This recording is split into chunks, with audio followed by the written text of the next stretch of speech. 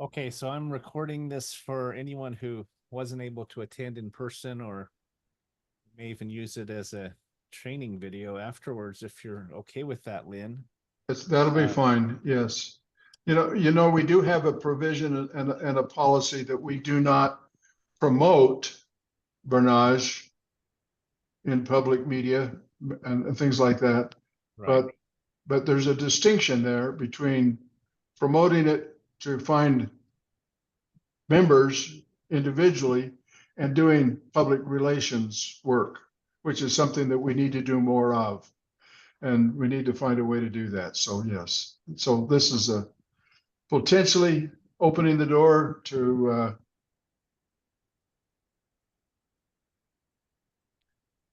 something great. Well, it's I'm always and I'm nice to excited. see. It, We lose we were you, Patrick. excited too, as Andy was saying. Heather, can you hear me okay? See, Yeah, now we Leslie's can. You joining froze up a us. little bit. Hi, Hey, Leslie. Hi, gentlemen. How are you? Welcome. I see you on with our Lynn Theobald. Hey, Lynn. Aloha, Leslie. I'm gonna Hi, mute out. Leslie. My wife's in the How are background you? vacuuming, so I'm gonna mute myself out. No problem. No problem. Well, I see you guys are on. So thank you for joining today. And of course, I met Patrick and Andy last night, and Kurt and I have been working together for a few weeks now. And they're excited about the project in Bernage. And I told them so much about you, and they wanted to meet you. So I'll go ahead and let you guys talk to each other. And thank you for all being on. Well, Thank you, we have Leslie. been talking and we Awesome. love to continue. Go ahead. We've got Thank you. we've got one more of our colleagues who is joining Troy Breathwaite, who is on, and also Frank Hellring, who is joining us. Awesome. I was just saying we're recording this just in case someone was not able to attend and wants to listen. And obviously we don't post this information on social media or any public formats. It's just for training and a chance to meet Lynn and maybe learn a little bit more about this opportunity. A little bit about us, Lynn, so you understand. I'm the founder and CEO of a consulting firm named Certainty Management. We're a profitability consulting firm, so we help customers to make more and to keep more. We've got 7 divisions and 21 different channels, all designed to help companies improve their ROI or improve their bottom line. And so we're always on the lookout for programs that can help create more. We call it certainty. That's our company name, is Certainty Management. And so when we were introduced to Barnaje, we were intrigued by what you've put together. I know you're the founder. There's no owner, there's no office, there's no employees, and it's what's called a DAO, a decentralized autonomous organization, which is a newer entity, but you're starting to hear that acronym and that phrase more often. Yes. Not just with your company, but with others. It's pretty interesting organization setup, and we won't go into that here necessarily, but what's happening with blockchain is changing everything, right? It's changing everything we do, whether you're a crypto expert or you're just new to it, but it's changing how business can be done globally, how currency can be transferred. It's changing how secure we can be from hacking and hostile takeovers, things like that. None of that can exist with the blockchain because of how it's structured.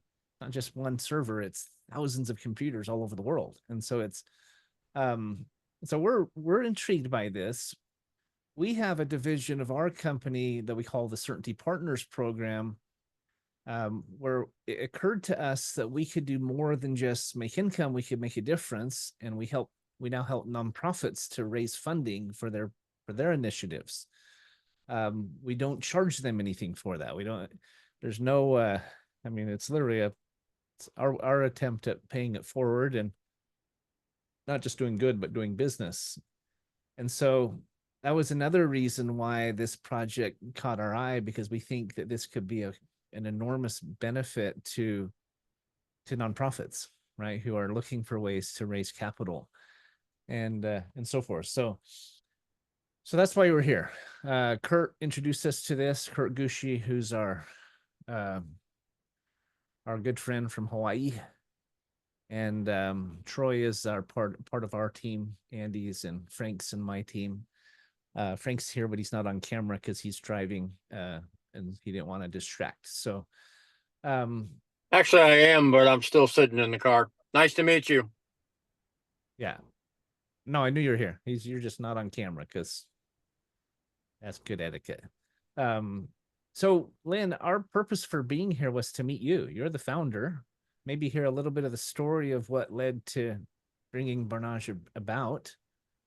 Anything you want to share with us? The floor is yours. We might ask you some questions, but we're mostly here just to be able to meet you. I think it's really important, you know, who is behind a project, not just what it is, but who it is and what the culture and the concept and the vision is. You know, that's why we're here. So we appreciate you taking some time to meet with us. And I do want to get you on my radio show. I do a weekly talk radio show on Voice America Business. I don't know if that's something you'd be open to, or if that would be violating the public platform approach, but I'd love to talk about what this is and share it with some of our listeners. If well, we will consider it, definitely. I would like to do that also, and we'll talk about it. Yeah, I think maybe we do it as a conversation about how to help nonprofits that we know. You know, Frank Hellring, who's also our business partner, he's a host on Voice America as well. Between the two of us, we helped bring thousands of people into the last endeavor we did, which was a kind of it was a little bit different than what we usually do. It was a direct sales project, and we're not normally involved in direct sales, but we liked what we saw and what they were going to do, and won't go into who they are, what happened, but Frank and I have a pretty good platform for getting the word out about a good project that can bless people's lives through the radio shows, through our companies. Andy is one of our partners. Troy is one of our colleagues. And we also own a technology JV firm called Certainty Global, and another company named Certainty Holdings. So again, the time is yours. Thanks for being here. And okay, well, thank you for inviting me. I feel very privileged that you've wanted to do this. We're just a startup. We've only been going just a little over a year and a month, 2 days ago, and we're excited about our future. And you know, the best part about it, we're absolute trailblazers. We're doing something that everybody told us we couldn't do, including my attorney. He says you're going out there in no man's land, and my response was, well, so what else is new? I've been doing this all my life. But the reality of it is, we're not doing anything different than what Satoshi did by inventing the blockchain and Bitcoin, and what the group of companies did when they launched, and this was back in 2008. This all happened about the same time when they launched crowdfunding. You know, the words blockchain, Bitcoin, crowdfunding didn't exist before 2008. That's right. All new words, all new words, all new financial activity. I think somebody just joined us here, and you got to mute yourself. Matt and Stephanie Theobald. Is that a relative? Yeah, mute yourself, Matt. It's picking up on my microphone. That's my son. He's here working with me. He's the young me. He's the guy. You went on mute somehow, Lynn. Just one side comment of what you said. as you know, there's been a lot of predators in this space as well. And I'm sure you've run across that. You mentioned it with your attorney. Yeah. Oh, yeah. Well, I have been, I've been the victim of a whole lot of those crypto predators. I got involved in crypto in 2016 and I never looked back. I bought 22 Bitcoin back then. I just wish I still had it all. Uh, I've given back a lot of Bitcoin over the years since then. And One would have been nice. Anyway, go ahead. yeah. Oh, it's amazing. Yeah. Well, anyway, I just say this. My son works with me in a lot of my endeavors, and he's the young brains behind it all. I may have the wisdom and the experience, but computers came along probably a little too late for me. I'm 84 years old, and I should be sitting in a wheelchair or in a nursing home someplace, or at least in a rocking chair, but I'm not. I'm out working and doing every day, all day long. I expect to be around for another 30 or 40 years, and I plan on it. And with the med beds coming, I plan on really doing it. So I'm doing it.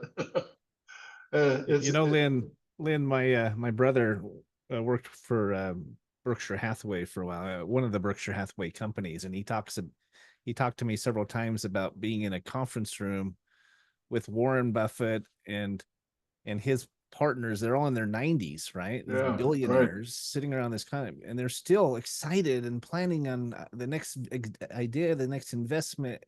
He learned a lot from them. So, one, you don't look like you're 84. You look a lot younger than that, but I think it's one of the things that's probably keeping you so young is just that you're so active and engaged, right? Well, I still ski.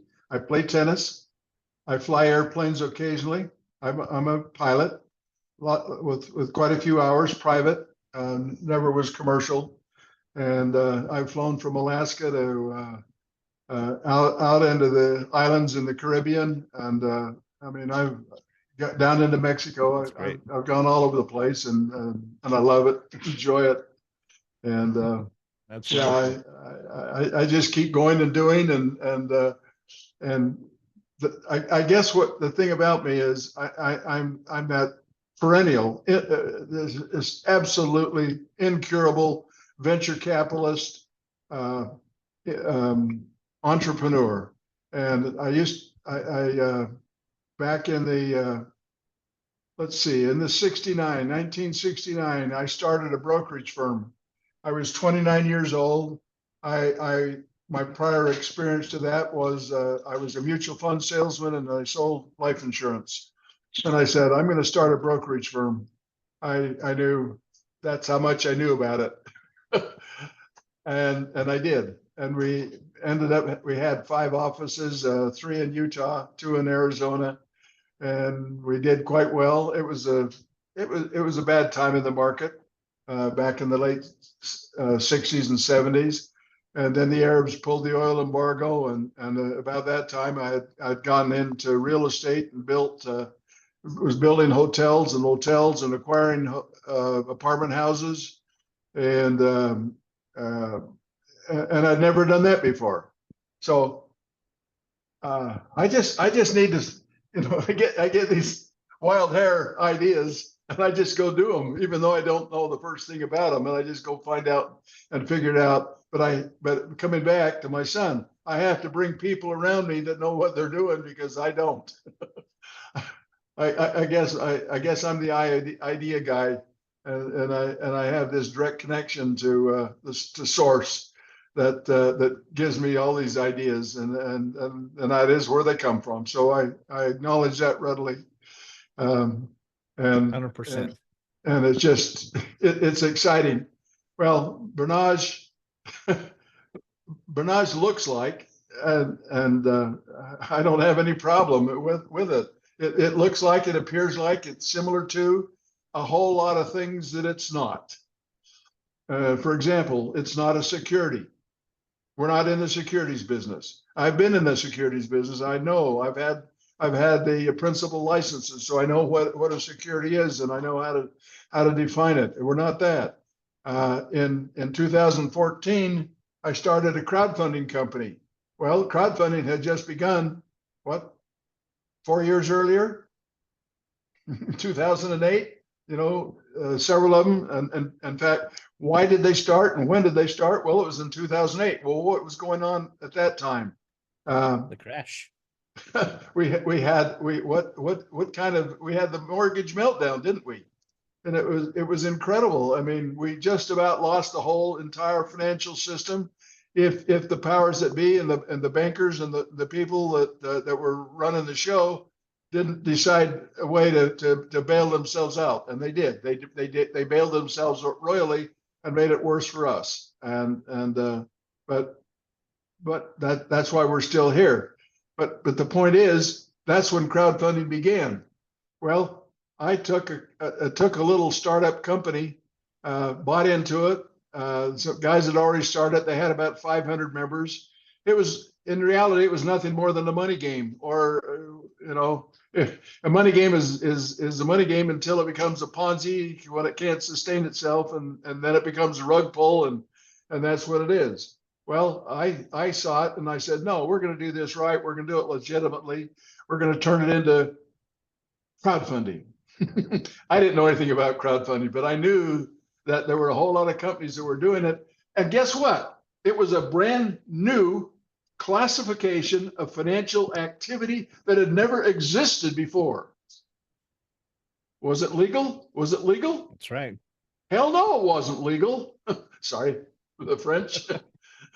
But it was lawful.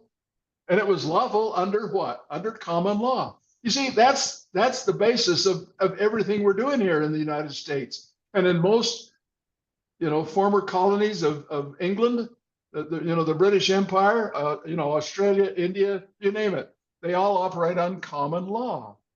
Our entire legal system in the United States is based on common law. That's it.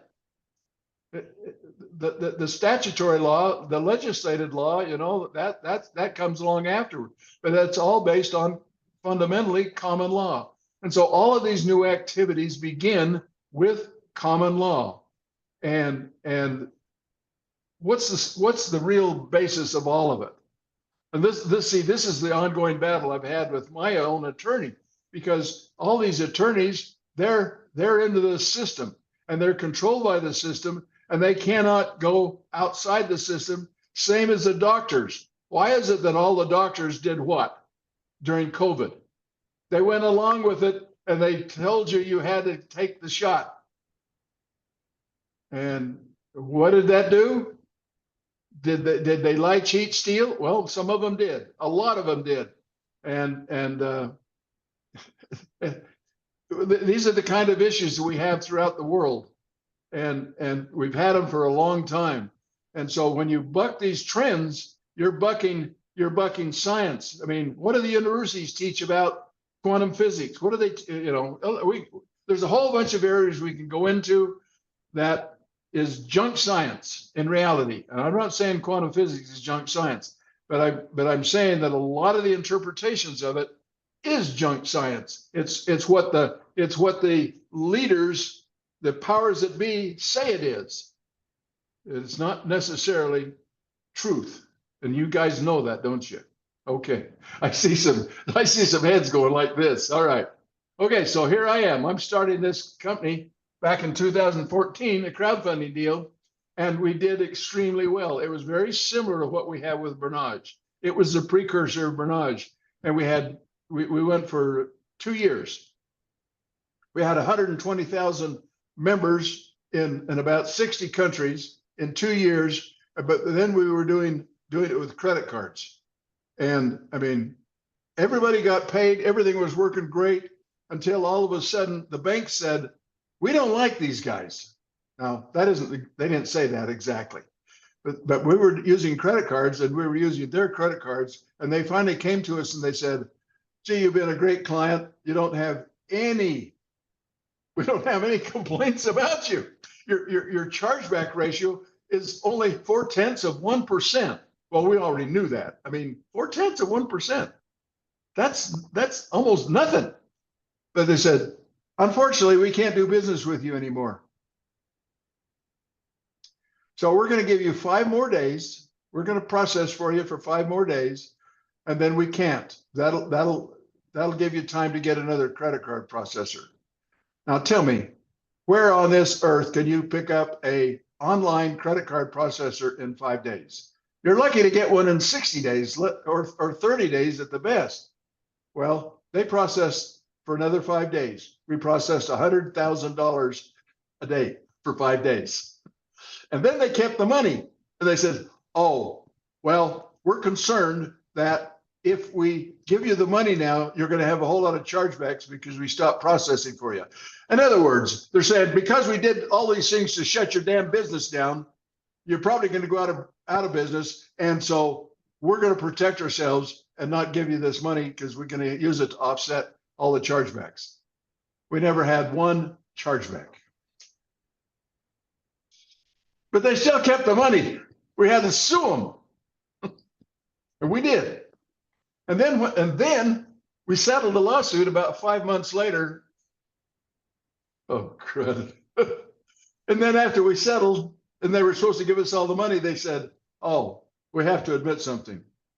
This was January of 2016. They says, oh, by the way, we have given all the money back. We reversed all those $500,000 of charges back to the credit card holders. They didn't have any authorization to do that. That was illegal. We didn't authorize that. And the people that got it back, they never reported they got it back. So we were out $500,000 to begin with. Take that right out of your cash register, just like that. We had given everybody full credit for that $500,000, and then we didn't have it. So we had to shut down. Well, we didn't shut down yet. We kept struggling. We got 4 more credit card processors, and they all did their own version of ripping us off. And finally, after $3.5 million of rug pulls by the merchant providers, pulling money out of our accounts and not giving it to us, we had to finally shut our doors. We did. That was in 2016. And that's the time I got introduced to crypto. I knew about it. I hadn't done it. In fact, when I first saw crypto, you know what I said? Bitcoin. It was only Bitcoin then, 2016. It was about $200 a piece when I first saw it. Well, by the time I first invested in it, I bought my 22 Bitcoin. I bought it at $400 a piece. That was about 10 grand worth of Bitcoin that I bought. And I never looked back on the crypto world. I realized that crypto and the blockchain is going to change the whole world. So then I dived in big time. I got involved in a lot of rug pulls as the victim, not the promoter. And I tested a lot of them, and I lost a lot of money. I learned a lot too.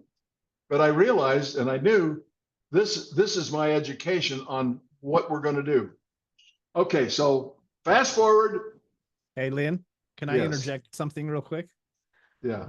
Thank you for sharing that story. I think we've all gone through experiences that are similar, where there are forces outside of our control that ruin things for us or hurt us. You know, there were partnerships that we made that we regretted later, et cetera, et cetera. I mean, I'm a good husband. I've been married 3 times. My first one ended in 7 years, the second in 9, both unexpectedly. Now I've been married 13 years, you know, so I have a very good friend I have a friend, I won't say a good friend, but a friend, former employer, who was a real estate developer in Utah. We raised millions of dollars for him. And then the bank stopped lending almost overnight. He had projects that were halfway built, you know, projects that were underway. He'd started them, he committed to the contractors, and then suddenly the funding dried up and he had to foreclose on those projects. That was back in 2008. You talk about when crowdfunding started. All right. So we've been there, you know, we understand the mark of a good entrepreneur and a good servant leader is you don't give up and you say, okay, we've taken our lumps. we we had no control in this case or that case or whatever. Money was embezzled or stolen. I had a Swiss banker who stole about 200 grand from us several years ago. You know, those things happen, right? But the mark of a good leader, in my opinion, is someone who fails forward and picks themselves up and learns from the experience. I'm a lot more jaded than I used to be, but I'm still a trusting person. But I've learned lessons just as you have that have helped. I'm a better entrepreneur today than I would have been if I hadn't gone through those experiences. Right. So anyway, I just wanted to add that because I completely concur with what you're saying. Well, am I going in the direction you want to hear? Do you want me to change great. course? You want me to No, change wonderful. subjects? How are we doing? Please continue. Okay. All right. Well, fast forward to 2023. Well, in 2019, I got involved in trading of Bitcoin and cryptocurrencies. And I met up with a guy. I won't give his name because things are still in flux there. But he was a former CTO of Goldman Sachs. We became partners, and he claimed to be able to put together amazing trading algorithms like he had done for Goldman Sachs. And I said, okay, I can raise the money, which I did. And we started a deal in 2019. Well, by 2022, it was over. And he lost all the money, or whatever happened to it. We're not really sure about it. But the deal was a rug pull on it. And unfortunately, I was part of that. Now, it was a very uncomfortable situation, and we're about ready to come out of it totally, and we're recovering. But I haven't stopped on that. So anyway, I continue to get back up, and whatever I learned and lost, it's okay. I'm just there. I'm ready to go back and do it again. So I decided it was time to reinvent my old company called WeShare Crowdfunding. But because the government had now made a law in 2012, part of the Jobs Act, they passed the law that legalized crowdfunding. Okay, so here's where crowdfunding went. Now, I'm not a lawyer. I don't practice law. I'm just a really good student of the law. So here's what happens. They legalize crowdfunding. And so now it not only is lawful, it's lawful if it's under common law and you're not violating any of the common laws or any of the other laws. If you're not violating any of the statutory laws, then you are what we call legally compliant. You may not be legal, but you're legally compliant, because if there's no specific law written for what you're doing, it can't be legal, but it's not illegal either. Do you understand that? Okay. I don't really understand that reference, Lynn. If you could explain that a little bit more. Well, okay. How can it be legal but not legal, or legal but Okay. not? This is a concept. It's lawful if it's under common law, like Bitcoin. Is Bitcoin legal? No, Bitcoin is not legal, but it's not illegal. It's neither. It only can become legal if the government has written a law about it and says this is a legal activity. Now it's legal. Until then, it's not operating under legislation. There hasn't been a law written to govern. There you go. See, that's the definition of legal. There's a law written that says this is a legal activity. Now, crowdfunding has a legal, there are laws now that are written about crowdfunding. Well, it took from 2012, when the law went into effect, it took another 3 years before the SEC wrote the implementing regulations that legalized or told us exactly how crowdfunding was going to work. And what they did is they just really, in my opinion, just totally bastardized crowdfunding. They ruined it because all they did was make it a mini Reg A security offering. That's it. They said, okay, you can do crowdfunding and you give a little lesser prospectus and you can sell it to the public in smaller amounts. It just made it that way, but you still have to register it with us and you got to dot all these T's and cross these I's and all that other stuff. So while we're talking about that, let me cover another area about this whole thing that is so critically important, in my opinion. This is just my opinion, and it's not legal advice opinion.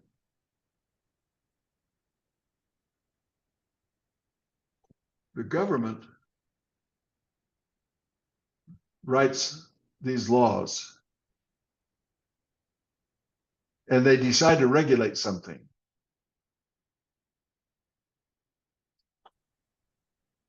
Like crowdfunding. It was fine by itself. I mean, there was no reason to regulate crowdfunding. It didn't need to be regulated. They've been operating for several years, doing just fine. Self-regulation. Give you another example. The New York Stock Exchange was established in 1792. It wasn't the first stock exchange. The first one was over in the Netherlands. And there was one in Frankfurt and then London. They all happened around the same time.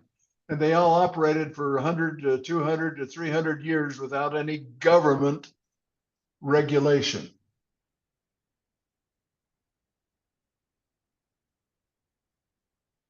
Now, when did the regulation come? And we'll just talk about the United States alone. When did the government, U.S. government, start regulating securities? Does anybody know? 1933. 33. Guessing. Well, that's a long time after 1792.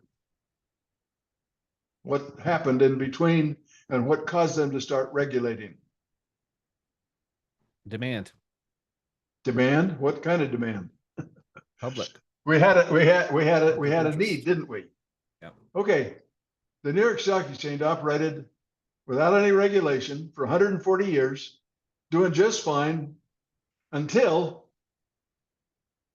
we had the Depression of 29.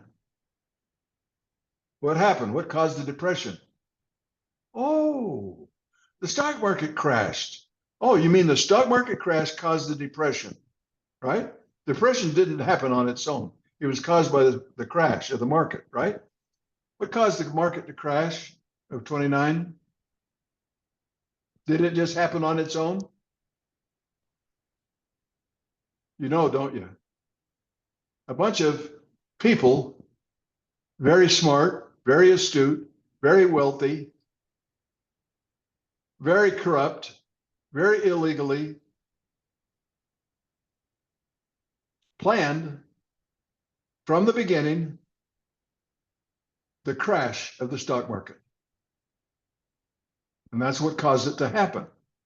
And then as a result, we have public outcry. Now we have to regulate it because we have to regulate against this corruption. But it wasn't the general public that was corrupt. It was the insiders, the guys doing it. Now, here's what the Securities Act of 1933 and the Securities Exchange Act of 1934 did.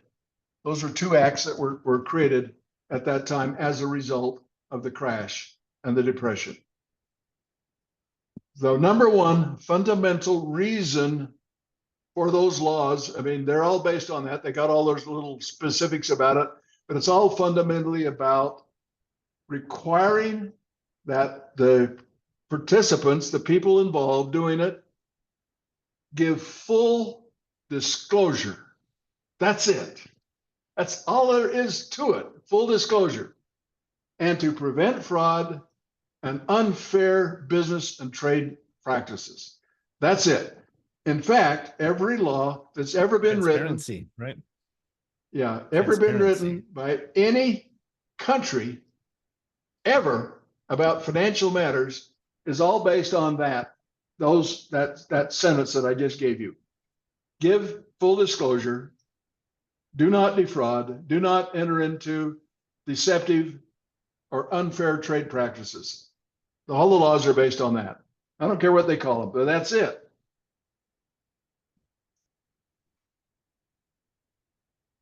So were there any of those unfair practices going on in crowdfunding? Not to my knowledge.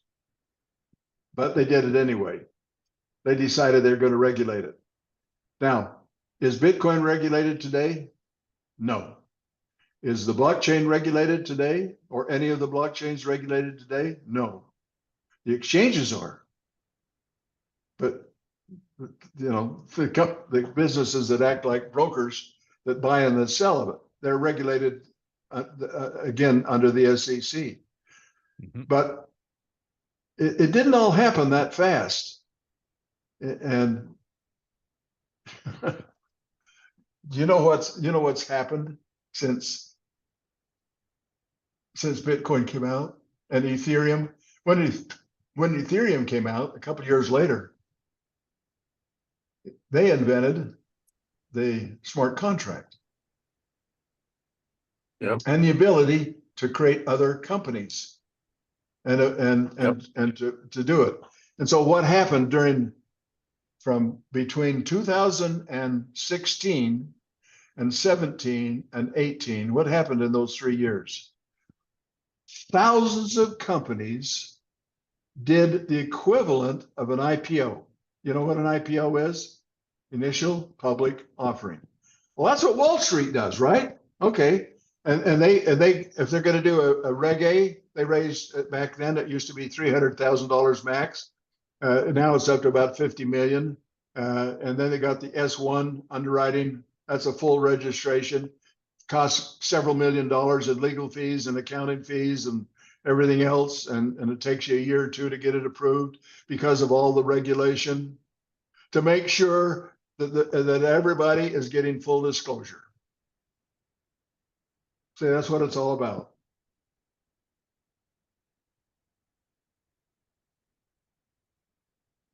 But during that same period of time, thousands of new startup crypto companies created their company, created their coin, and did a coin offering. In other words, instead of selling stock, they sold their coin, Ethereum. Ethereum was the first one. Actually, Bitcoin was sort of that, but they didn't go out and sell it. They just put it out, and there it was. But Ethereum and all the thousands and thousands of companies, the crypto companies that have come along since then, most of them did their initial coin offering called an ICO. And what did they register with the SEC or any other regulatory agency? Zero, nada. They just did it. They wrote a white paper. That's it. And they did it. And they raised millions, 10 millions, hundreds of millions. Some of them even raised over $1 billion in their initial coin offering without any registration with the SEC because there is no registration required yet. But that's the big battle going on right now with it. How many have been prosecuted for violating securities laws? A year ago, it was only about 4. There's ongoing stuff being prosecuted now. XRP just went through a massive, cost them hundreds of millions of dollars to defend themselves, and they won. Yeah, They're not a security. Bitcoin's not a security. I mean, are you an XRP fan? Oh yeah, you bet. It's the future. I'm not a banking fan, but I'm an XRP fan because it's a good blockchain. Okay. Yep. I'm a Solana fan. The hook they used was the sale of an unregistered security outside the confines of the U.S. That was one of my first questions that I asked regarding your persuasion. Where are you domiciled? And when they said Utah, you got my vote. Well, He's not well, even a Mormon. man. okay. Wait a minute. Let me correct that a little bit. I'm domiciled in Utah. And I'm not trying to play the Wizard of Oz and hiding behind a curtain. I'm out here up front to take whatever medicine I get. If the SEC or anybody wants to challenge me, they come prepared to do it, and they will challenge me. But I believe, you see, there's a thing called intent. I have no intent to violate any of the laws of common laws or statutory laws of any country. I am doing my very best to do what? Give full disclosure. Do not defraud anybody, and do not commit any unfair trade or business practices. I am compliant with all the laws of all the countries right now, because I am giving full disclosure. Well, you We'll stand on definitely that. want to. And- You definitely want to stay away. You want to stay And- away from the SEC. Hello? Well, I do. However- I know. I've dealt with them before in the past when I had my brokerage firm. I dealt with the SEC. They're gunslingers. They're just out looking to do what they can do. I mean, they think they need to regulate everything, and they don't care how they do it. I'm sorry, but that's the way it is. Anyway, Frank, the part that you said that was not accurate, though, is that Barnaje is not domiciled in Utah. That's where you were headed, Lynn. Maybe you could share that. yes. We have no legal footprint in the United States, period. Or in any other country. We are on the blockchain. We are on the internet, just like the internet is. The internet is not owned by any country, is not domiciled. Bitcoin, the blockchains, they're not domiciled in any country either. And we're not either. That's why we're a DAO. So for agent for due process, how would that be handled? I'm not sure. They'd probably come and talk to me, I guess. That's why it's Well, Frank, that's why it's a decentralized, autonomous organization. Exactly. I get it. Now, here's the other thing about it. Here's the reality about it. These gunslingers are money driven. If there's money to be made, they go. If there's no money to be made, they may still go, but they're much more hesitant because there's not much to gain if they go do it. Well, they got a pretty big back. They got a pretty big black eye with XRP this last year. Yeah, they sure did. And I got to throw this in. I am really hoping, and I'm going to go on public record. I'm really hoping that Trump follows through and fires Gensler. Me too. And puts in some real people and really does it right. I would love to be on the committee along with Elon Musk to cut out waste in government and eliminate about 90% of the bureaucrats.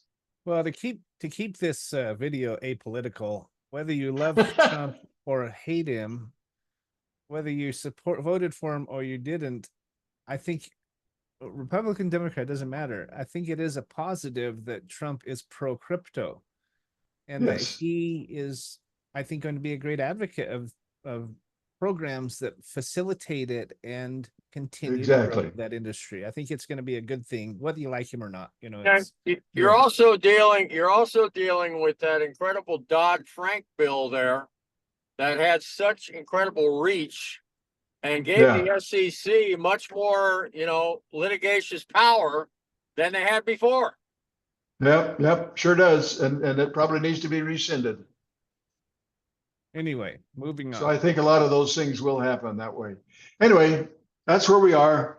If the agencies decide to come and attack Barnaje or me, they're not going to find much money because it just doesn't exist. We distribute all funds instantly the minute they get them, and they go from the wallet of the donor direct to the wallet of the recipient with with no percents taken out for anybody.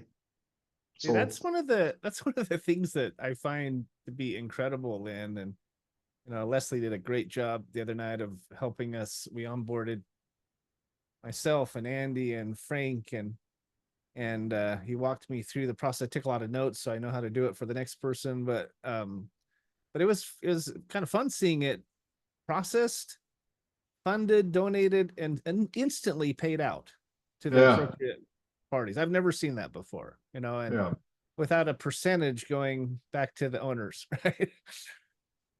Well, we set up that way purposely because I've had so much experience with doing it the other way, and I didn't like it, and I don't like all these middlemen getting in there taking a piece of it. All these third-party providers and vendors and escrow agents and Right. and So, the Tim, bankers what and is your- everybody. We can do it Yeah. ourselves. We literally can do it ourselves, and that's what we're doing. And so that is our platform. And as far as I'm concerned, that's the strength of our platform. Our intention, our future intention is we'll have, we're just a few people short of 20,000 members so far. And before you know it, we'll have 100,000, and then we'll have 1 million, and then 10 million, then 100 million. We might have several 100 million before you know it. And you know what? There isn't a marketing company of any kind, whether it's MLM, network marketing, affiliate, that's even approached those kind of numbers in the history of the world. And I don't think they ever will, but we will. That's where we're headed, because we are gaining strength. We're the people that are joining us after they see what we're doing and why we're doing it. They're saying, yeah, that's right. Yeah, there's some risk involved, but I'm a patriot. I'm a pioneer. And so are you guys. They want to be a part of something special. And that's what we're doing. And we're bringing in the cream of the crop of people that are true and faithful and honest. That's the kind of people we need. We don't need this. We're in, okay, and maybe this is a little political too. Don't go there. But it's more on this. No, it's more on the side of the spiritual. We are involved in the battle between good and evil. And I hope and I believe that I'm on the side of good. And I'm not going to describe who the evil part is, but I think you all know. What we're doing is good. Because Yeah, we are giving full disclosure, we're being fair and honest. And you know, the basic principle of Barnaje or barn raising is just simply this. You know, you learn how to be a good giver.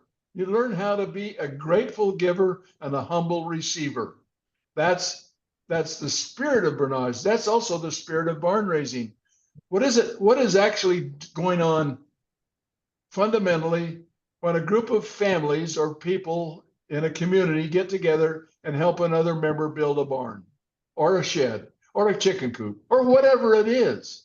right. It's people helping people. They give it freely with no hope of, there's no reciprocity required. If you get help down the road, fine, but there's no wager, there's no sale, there's no obligation or debt.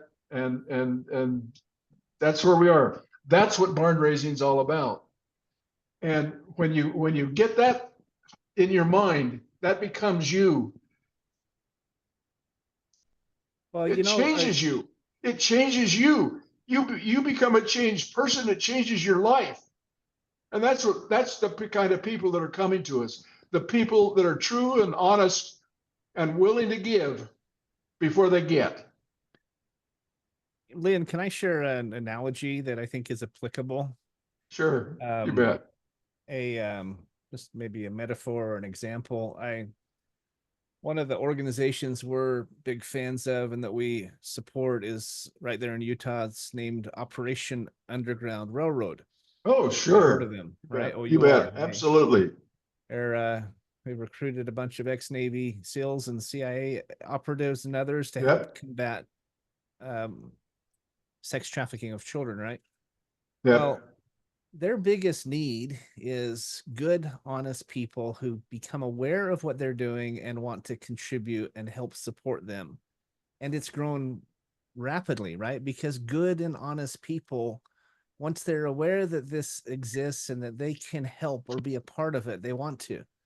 They've got hundreds of thousands of people that are now subscribers on their YouTube and that donate every month and so forth and so on. I see this as a similar program that can do great good in areas, in a lot of different areas, not just in trafficking, but in anywhere. I love the fact that on your website, you choose your platform. Are you trying to build for retirement? Do you want to build a schools in Africa? Do you want to, pay off your debt? Yeah. You want to contribute to charity? What, that I love that aspect of this that is focused so integrally and built into the very fabric of it.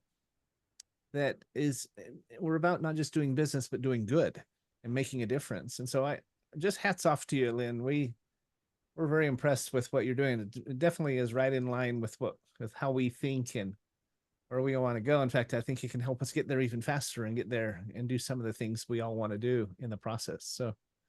So thank you for that. I really, Oh, Actually, you're welcome. all this. I believe that that's where we are too. I think we are the greatest tool that the real honest charities want and are looking for.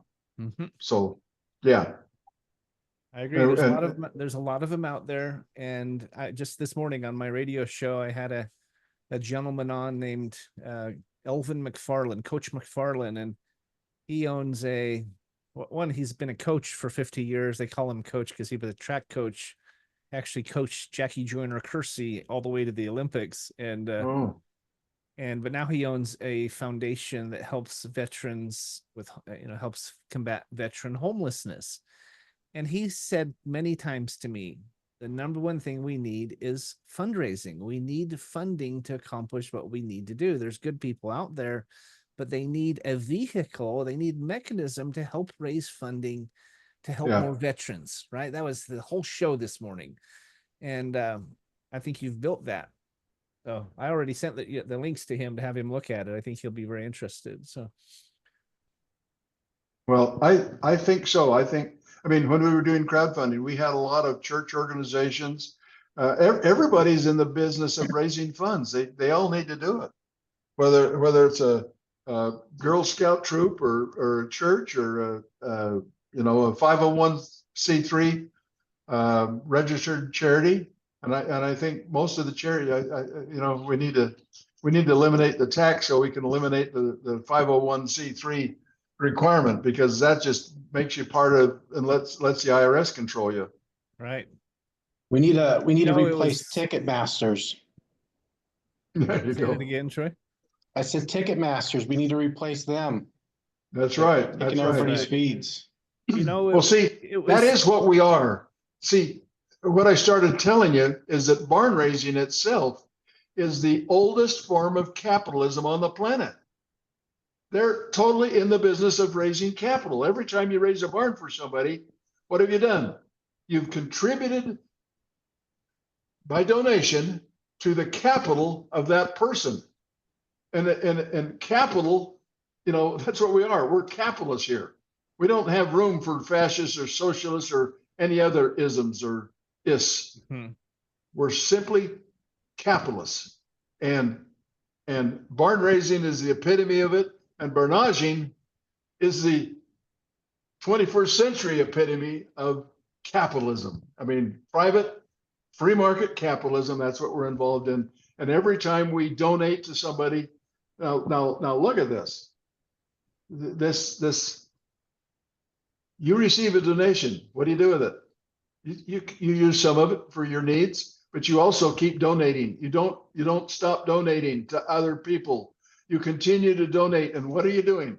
We have created internally an economy of donations, of creating capital. And the faster the money moves, money sitting in the bank account is worthless. It doesn't do anybody any good. Money moving back and forth is what creates an economy and makes an economy work. How many of you know the story of the miracle of Wurgel of 1933 in Austria? Have you heard of that? Well, I have it. go do it quickly what it is, and that's what we're doing. During the Depression, you know, Europe suffered the Depression just like the United States did. Everybody, I mean, it was terrible. Well, the mayor of Wurgel got an idea, and there's a movie about it. You can go watch it. You can do a Google search on it. But the bottom line is real simple: is he created a new currency that would debase itself by there was a tax on it that if you kept it, it kept going down in value. So what the people did, they would spend it. They keep spending it and spending it. Well, guess what that little village did? All of a sudden, just by spending money back and forth like this, in other words, if I'm a farmer and if I raise pigs or what, and you raise chickens and somebody else raises cows, and we just keep doing business with each other, we're continuing to create and contribute to the wealth. Every time we do it, our wealth, our community collective wealth goes up and up and up. And this is what happens to your stairways, guys. You know, you look at your 21 steps up the stairway, and you might say, oh man, I got to spend that money. I got to make that donation. And I get to the end there and I got to make that $10,000 donation to the 21st step. Man, that's going to be tough. You know what? When you did it, what was the benefit you received? It increased the value of your own stairway by that amount of money.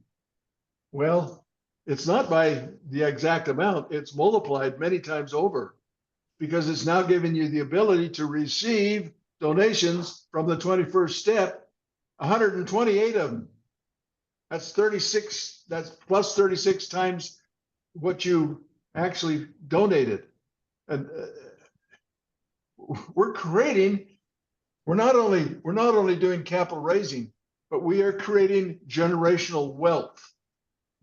Right. In Barnaje, every one of us that participates, your position with Barnaje is becoming very wealthy with every donation you receive and every donation you make. It becomes worth more money. Well, you know, Zig Ziglar, I believe it was, who said that money isn't the most important thing, but it's right up there with oxygen and the gotta have it skill. Yeah, right. Right. That's right.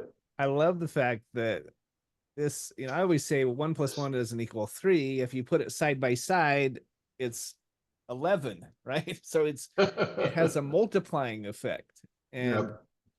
I love the fact that we can do this anywhere in the world. I've got friends around the world globally that we can share this with, which is not normally the case with an opportunity.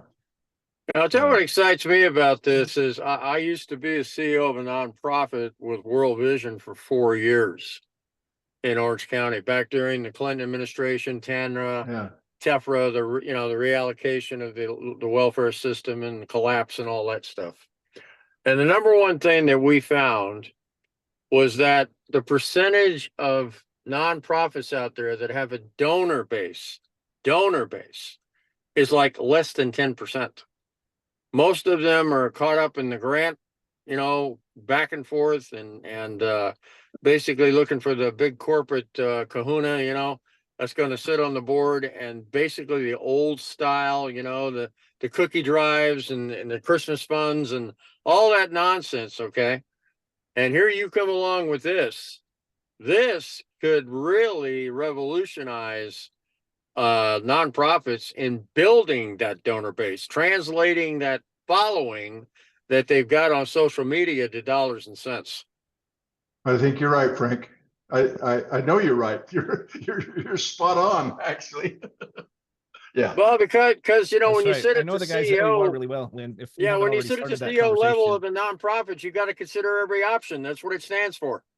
That's right. I can make that meeting happen if you want me to with OUR. I know they're the head of fundraising. We know the COO. We know. Yeah, and they've got what, a 300,000 following on social media, Patrick? Well, I think one of the greatest groups out there that I really favor is the veterans. All the veterans of all the wars, whoever's still here, so many of them are in desperate need.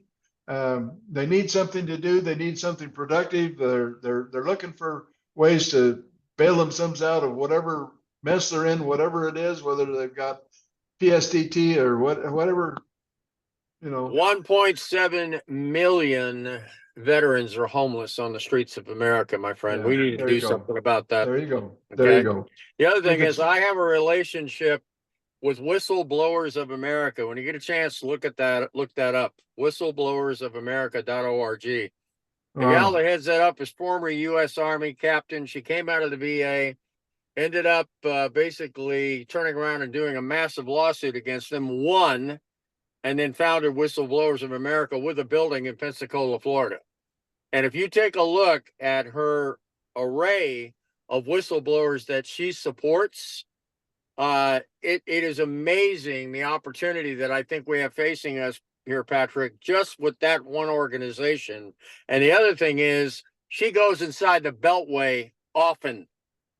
I mean, often. She, supports her whistleblowers. She reports and testimonies before congressional and senatorial committees. This gal could be a big help for what you're doing. Well, it's what we're doing, and see, it's yours, guys. It's not my deal. It's yours. Once you become a member, it's you. My role in this thing is I have my own project. I'm raising funds for my own project, just like you. I love that. Yep. Well, we appreciate your time, Lynn. This has been very helpful. We already liked what we saw. I think this makes it even better. And thanks for the reminder that it is our project. We're in this together. It's not just yours. It's not Lynn, not Gert's. It's not Leslie's. It's all of ours.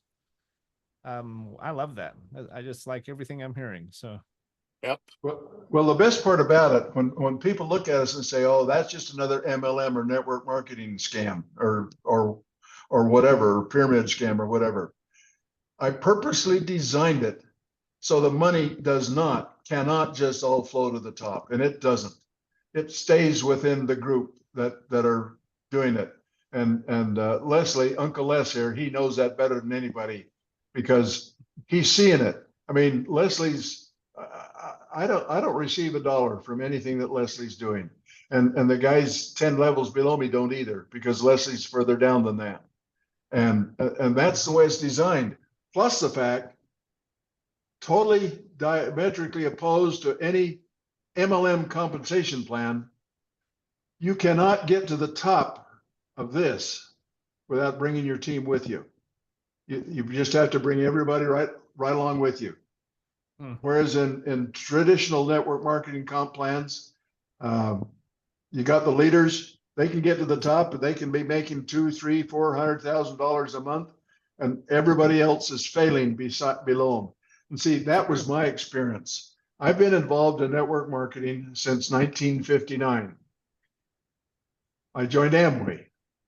That was the year they opened their doors for business. So I've been around network marketing a long time. I've been a top distributor. I've been a master distributor.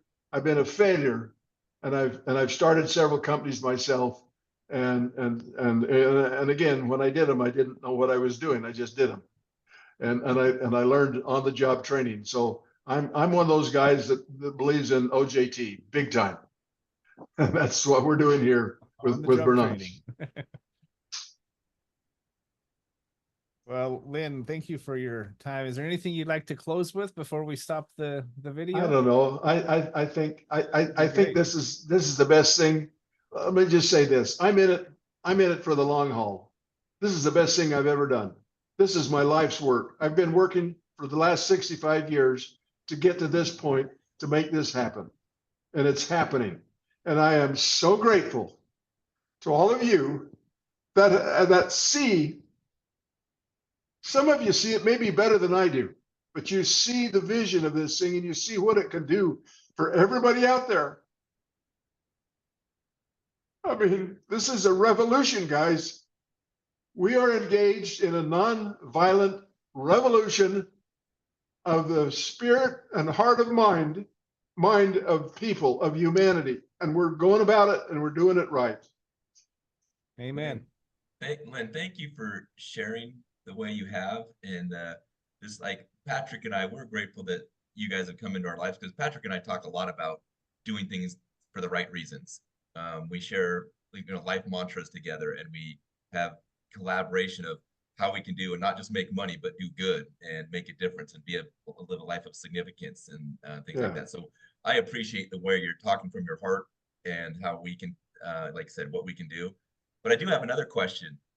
After all this, and you've been going it for a year and a half now, what does your attorney say now? He's just like a medical doctor. His license is dependent on him saying just certain right things.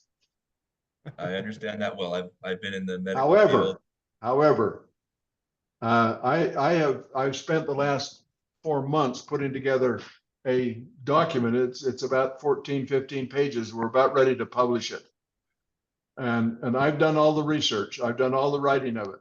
And I've got some of the people in Barnaje that have helped me edit and write it. Some of them that are far more skilled, capable writers and editors than I am. And we're about ready to publish it and put it right on the front page, right on the home page of the website, right along with the white paper that we've got out there. It'll be right above it, and it'll be the legal due diligence of Barnaje. That's going to be the title of it. It's now in the hands of my attorney, and although he cannot officially say, this is my opinion, you can do this, he cannot give an opinion about this just because he's an officer of the court, if you know what I'm talking about. Mm-hmm. I'd just like to say thank you to Leslie, and like you said, then, I mean, I'm nowhere in Leslie's organization, and he's been lockstep helping me every step of the way.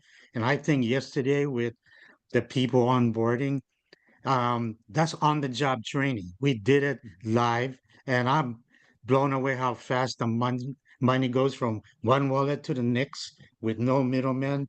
And we're gonna bless and help millions of people worldwide We are. in the We coming are. years. Yeah. Yes, we So are. then, genius, what you put together, and it's all on your experience. And that last one that you did, where the banks got in the way, that's what the central powers do. They steal your dreams. You you gave me the right to dream again, and I'm excited. My whole life prepared me for this. I just turned 72 years young, but my whole life prepared me for this, and I'm more than excited. I don't care how little I sleep. I just got to get this message. I got to be a good inviter, and if they skip it, next. Eventually, I know they're going to hear about it and said, "Gee, Kirk told me about this 8 months ago. I should have take a look." Yeah, Well, that's right. it's never too late. I don't care. It's never too late because we're not going to win. We're not going to win. Well, that's Thank you, Lynn. I mean, bottom of my heart, I'm in it. That's I'm so grateful saying to a people lot. like you, Kurt. It's the people like you that make Barnaje work.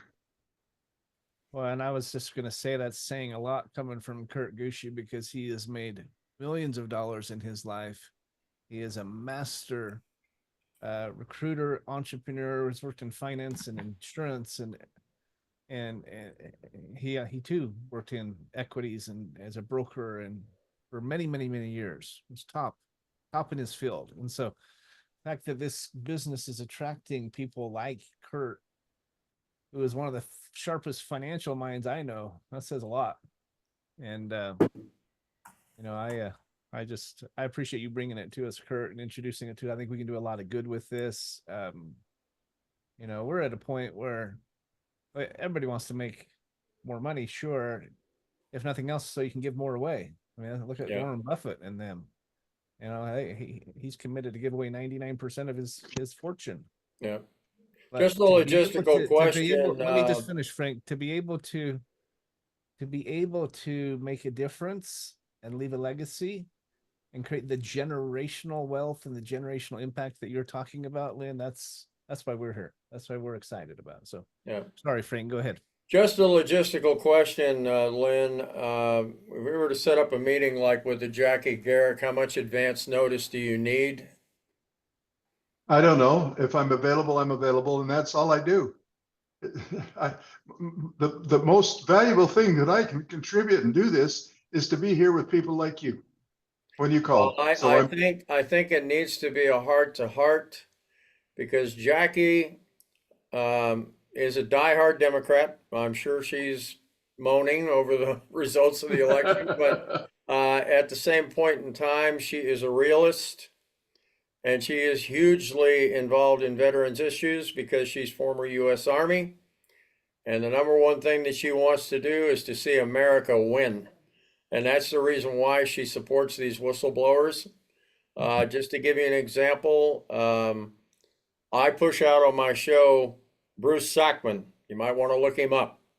Bruce Sackman is former Inspector General's office from West Virginia to the coast of Maine in the early 2000s, and he was lead investigator and the one that uncovered veterans being murdered in their beds.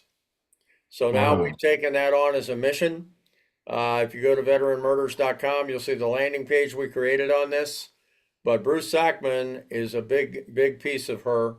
And then another guy who's even bigger than that, I think, even though he seems to be behind the scenes a lot, is a former lieutenant colonel in the Marines. He was also affiliated with the VA. He got ostracized by the VA because he came up with another alternative PTSD treatment platform, and they basically booted him out because obviously there's about 40 some odd drugs that these veterans take just to basically cope every day.